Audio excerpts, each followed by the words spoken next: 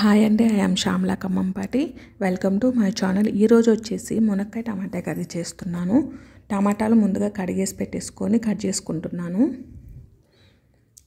అలాగే నా ఛానల్ని ఎవరైనా సబ్స్క్రైబ్ చేసుకోకపోతే సబ్స్క్రైబ్ చేసుకోండి, లైక్ చేయండి, షేర్ చేయండి.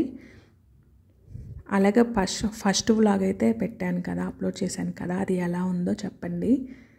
మీకు ఎలాంటి వ్లాగ్స్ కావాలనేది కామెంట్ సెక్షన్లో కామెంట్ చేయండి ప్లీజ్. అలాగే టమాటా కట్ చేసుకోవడం అయితే అయిపోవచ్చింది. ఒక ఆనియన్ కూడా తీసుకొని కట్ చేసుకుంటున్నాను.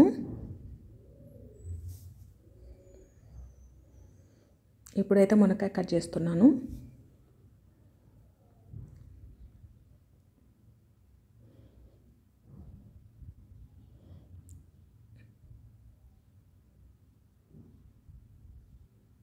అలాగే నా ఛానల్ని సబ్స్క్రైబ్ చేసుకున్న వాళ్ళందరికీ thank you, all of you.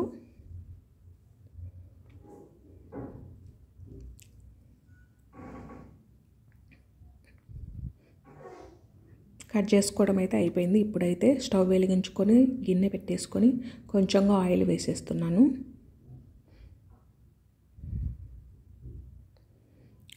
Oil వేడయ్యాక పోపు దినుసులు వేసేస్తున్నాను. ఎండుమిర్చి వేసేసాను. అవి కొంచెం వేగాక కరివేపాకు వేసేస్తున్నాను. పోపు అయితే వేగిపోయింది. ఇప్పుడైతే కట్ చేసి పెట్టుకుని టమాటా మునక్కాయ వేసేసాను.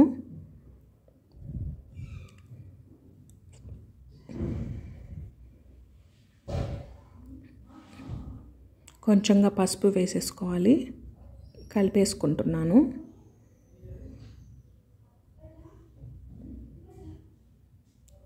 ఇప్పుడైతే మూత పెట్టేశాను. మగ్గిపోయిందండి. ఇప్పుడు ఒకసారిగా కలుపుకొని మునక్కాయ ఉడికిందో లేదో చెక్ చేసుకోవాలి.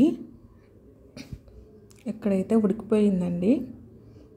ఇప్పుడు మీ టేస్ట్కి తగినంతగా కారం వేసేసుకోండి. కొంచెం తగినంత ఉప్పు, అలాగే గరం మసాలా వేసేస్తున్నాను. ఇప్పుడు కలిపేసుకుంటున్నాను.